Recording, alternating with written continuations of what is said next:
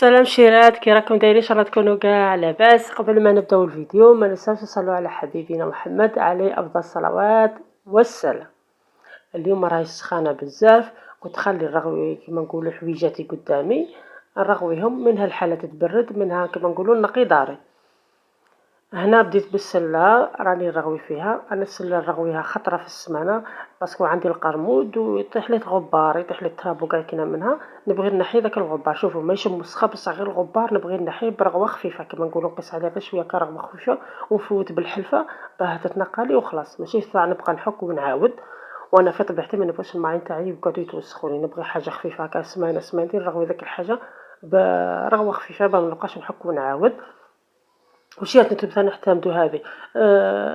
كما نقولوا بقاو دائما لاهي في شغلكم، خدمي شغلك.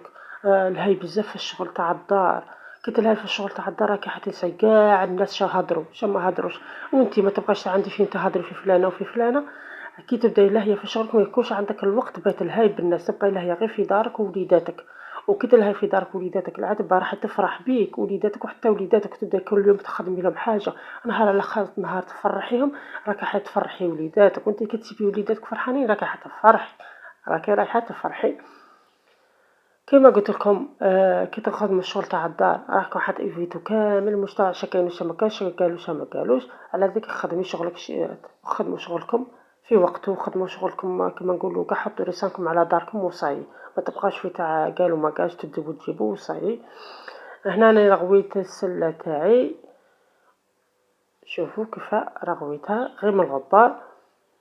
انا نبغي كما قلت لكم مشيت من قبل نبغي نلها هكا في الشغل تاع الدار، نبغي نلها في الشغل تاع الدار باسكو كان نبقى نقول فقالوا فيا وما قالوش فيا والله غير احنا مرض معاهم. ملي قررت قلت نبدا هكا نخدم شغلي خير. وهنا ثاني رغويت هذوك اللي يجيو تحت السله اللي كثر فيهم اللي كثر فيهم الماء رغويتهم. ودرت لكم شي وصفه تاع بيتزا ما كنتش رايحين تندموا فيها وراح تجيكم ناجحه ناجحه مليار بالمية، اللي راح تجربها راح تنجح لها. انا كما قلت لكم هاني رغويت رغوه غير خفيفه، ماشي تاع اللي نبقاكم تشوفوا، ماشي اللي تاع نحك ونعاود.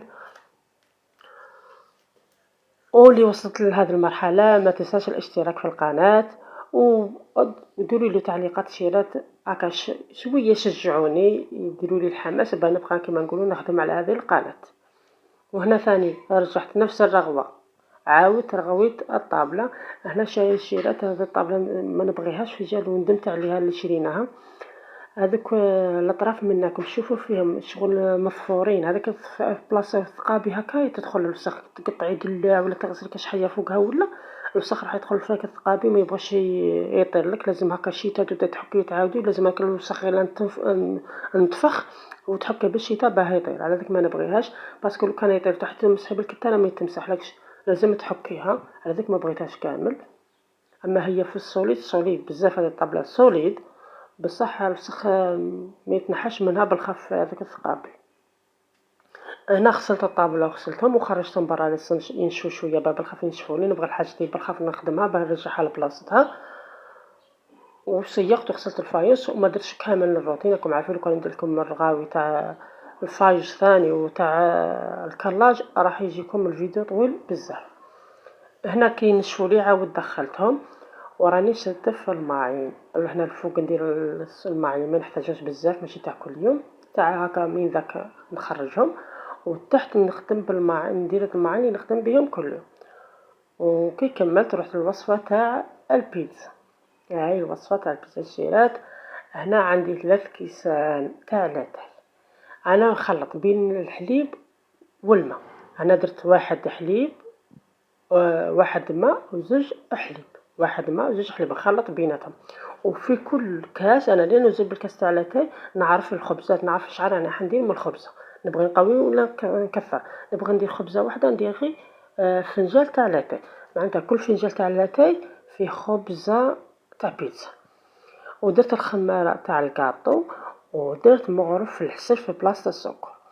الشيرات يخلي الحسل يخلي العجينه تاعك تجي خفيفه، خمن المغرف تاع السكر، اعتمدوها في المعجنات شيرات تاع مغرف الحسل، ديروا مغرف الحسل خمن مغرف تاع السكر. كما قلت لكم انا درت 3 كيسان خليط بين الماء والحليب، درت مغرف خماره ودرت مغرف العسل. وكي درت مغرف عسل درت شويه فرينه وخلطتهم وخليتهم يخمروا واحد 5 دقائق قد ما ديروا شويه فقاعات كما راكم تشوفوا هنايا. ومن بعد زدت مغرف مايزينا. المايزينا يعطي لها واحد القرمشه، ماشي قرمشه، يعطي لها واحد الخفيه مع واحد تجي هايله، تجي كيما تاع برا. المايزينا تخليها تجي كيما تاع برا. وديري هنايا في كل فنجان تاع لاتاي ديري 2 مغارف زيت. معناتها انا هنا درت 3، ندير 6 مغارف. وهاي وين المغرف تاع المايزينا الشيرات. ديروا مغرف مايزينا وخلطوا ولموها بالفرينه. وهنا نديروا الملح، نديروا شويه ملح، ونديروا على مغرف تاع قهوه خماره الحلوى. مغرف تاع قهوه خماره الحلوى ولموها. مكاش اللي مش تعرف في هذا الوقت العجينه كيفاه يلموها تاع البيتزا، رانا نعرفوا مكاش اللي مش الا المبتدئات، لهذا وكما نقولوا بداو يدخلوا الكوزينه. هاكا ولميها شيرات، ما تخليها جاريه، ما تخليها كما نقولوا يابسه، خليها محتدله في الوسط. ونلموها ونخلوها شويه واحد 5 دقائق ونعاودو نرجعو ندلكوها شويه باسكو باه تطلق العلك. هيا اللي موالفين يعرفوا العجين وكاع يعرفوا واش معناتها تطلق الفرينه العلك. خليها واحد 5 دقائق ونرجع ندلكها كما راكم تشوفوا.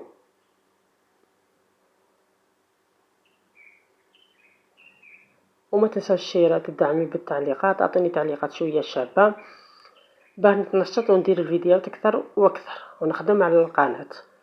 هاي وين كي خليتها ريحت وطلقت العلك رجعت دلكتها شويه، ماشي ندلكها كما المطلوب، لكن هكا شويه ندي ونجيب شويه كما راكم تشوفوا. ونخليها تخمر. وانا كي خليها تخمر كل ما تخمرني نعاود نهبطها، كل ما تخمر نعاود نهبطها. انا نديرها من العصر حتى مورا المغرب، وهي انا نهبط ونعاود باه تجيكم العجينه خفيفه هايله. شوفوا كيف خمرت. هنا كان يرد التليفون مقدرش نهبطها الشيرات. هيا درك نحط التليفون نهبطها ونرجع لكم. كما قلت لكم هبطوها قد ما تقدروا الشيرات، هبطوها 2 خطرات 3 4، كل ما تهبطوها راح تجيكم خفيفه. وهنا كما قلت لكم انا تجيني 3 خبز، انا احنا نقسمها على 3، لكن انا واحده خبزه راح نديرها كبيره بزاف وزوج خبز صغار. هي تجيني 3 خبز متوسطين كما نقول 3 خبز كما اللي نديرو تاع البيتزا، لكن انا كي بغيت خبزه كبيره بزاف من بعد نقول لكم على درت خبزه كبيره، درت الاخرين اصغر.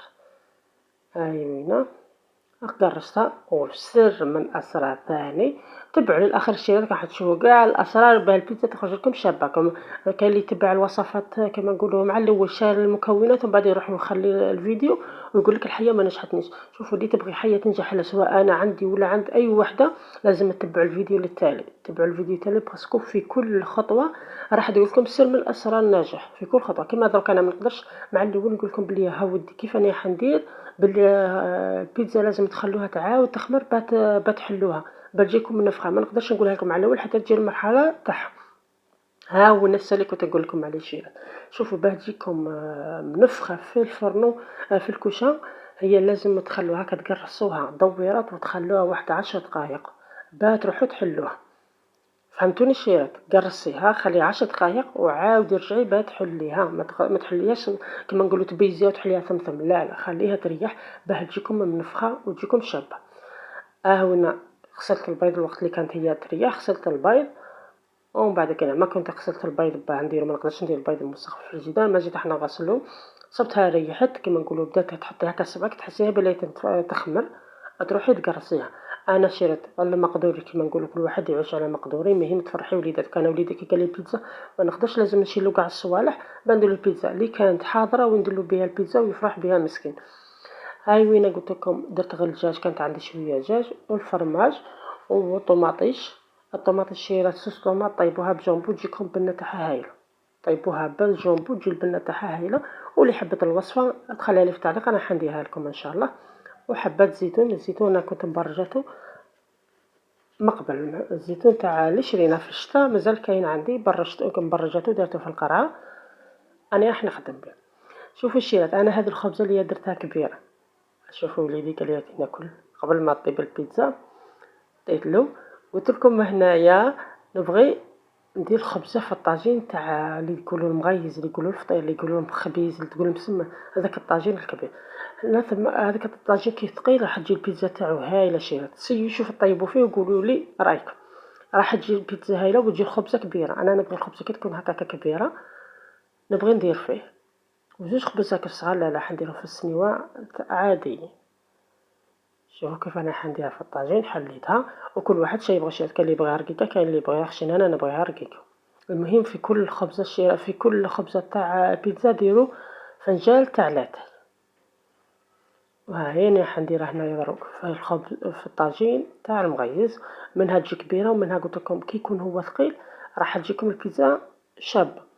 وراح نوريها لكم كيف تخرج دايره، ما كنتش راح تندموا راكم رايحين تنجحوا فيها. انا عارفه بلي كل الجزائريات فحلات يبغوا يفرحوا وليداتهم، وساجات حيه اللي توريها الاولاد تقول لها لا تروح تسييها وتنجح فيها. انا درت الطوماطيش شويه خليتها نشفت لي، هي نورمالمون خليها شويه سايله شويه بصح خليتها نشفت لي وما بغيتش نعاود نزيد لها الماء. ماشي درت لها الطوماطيش.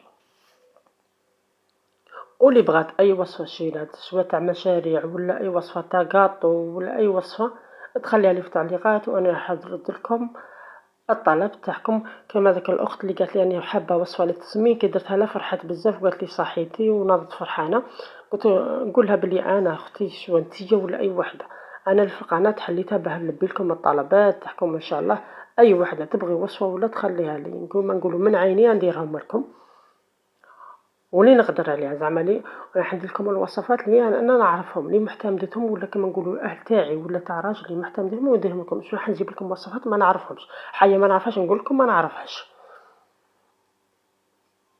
شوفوا هنايا درت الدجاج وانا حندير الفرماج. ما بغيتش نبدل لكم في الفيديو باه تشوفوا مصداقيه الوصفه. عاونا الزيت اللي قلت لكم برشتو، ما بغيتش قلت لكم باش تشوفوا مصداقيه الوصفه تاع ودي. انا البيتزا اللي خدمتها بيدي طيبتها بيدي ماشي تاع منو اللي خلطت منو خلطت لكم من لا لا، ولكن نقول لكم ندير لكم المهم انا نبغي مصداقيه الوصفه، نبغي نبين لكم كلش. كيما راكم تشوفوا هاي من البيتزا تاعي وراح تخرج هايله شيرات هايله هايله. وخلوا لي رايكم الشيرات اذا عجبتكم ولا ما عجبتكمش وسيوها شيرات نوضوا سيها لوليداتكم. ها من كزوج خبزات الصغار اللي قلت لكم الشيرات درتهم. وهنا الخبزه الكبيره شيرات انا كي نحل نشعل الكوشه ندير البيتزا فوقها تسخن. كي تشعل الكوشه ديري البيتزا تسخن باه كي تروحي ديريها في الفرن يكون طاجين احمر بالخف اطيب لك. هاي وين انا مش عارف غير انا ولا كل جزائريه تخدم منه وتخدم ما تقول كي قلت في الكوشه خليني نخدم كلش. راني نغسل في الماعين قلت ونمسح باكي نخرج ضربه واحده من الكوزينه. انا بغيت نخدم كلش، حيه راه يطيب من حيه يتفور من حيه انا يغسل في الماعين من شغل نخدم كلش. انا راني نمسح ونخمل ومن بعد كنا نرجع للبيتزا تاعي. البيتزا لازم تكون النار تاعها قويه، لازم تشعلوها من الفوق ومن التحت والنار قويه وتكون كما قلت لكم ماشي ديروها من الفوق، ديروها من الفوق تاع حمالكم باك طيبوها بالخف طيب لكم. وشدوا الكوزين كيف الفرينه طايحه طلعت غير السعره غويت كلش وفيها الوسخ. ها وين شوفوا كيف خرجت لي منفخه، راكم تشوفوا كيف تنفخ تخرج هايله شيرات. وهذيك التنفخ تاع كما قلت لكم كي تبيزوها خلوها تريح شويه بعد تخبزوها. شوفوا كيف خرجت دايره شيرات خرجت هايله هايله. وفيها واحد القوه عطيت لحماتاتي منها وذاقوها فيها واحد القو هايل مش عارف القو تاعها هايل كي تاكليها القو سبيسيال كي تاكليها تجي هايله. شوفوا الخفيه تاعها ولا عاد غدا طيبتها راه سخونه وحمرا ما تقولوش محسوب خضراء ولا اللي تبقى طريه لا حمرا حتى كما نقولوا حمرا كما نقولوا هايله وتخرج لكم مطريه. وهنا كنت راح نحبس الفيديو بعد كنت خلي كي نروح نتعشى نصور لهم كيفاه نقسم كيفاه البيتزا. والشيات اللي ما عندهاش الجراره تاع البيتزا تقدر تقسم غير بالجراره تاع الكريوش. انا نقسمها غير بالجراره تاع الكريوش. شوفوا الشيات كيف خرجت دايره الله الله عليها كنقول لكم هويه وخفيفه. ومع السلامه الى الفيديو القادم ان شاء الله.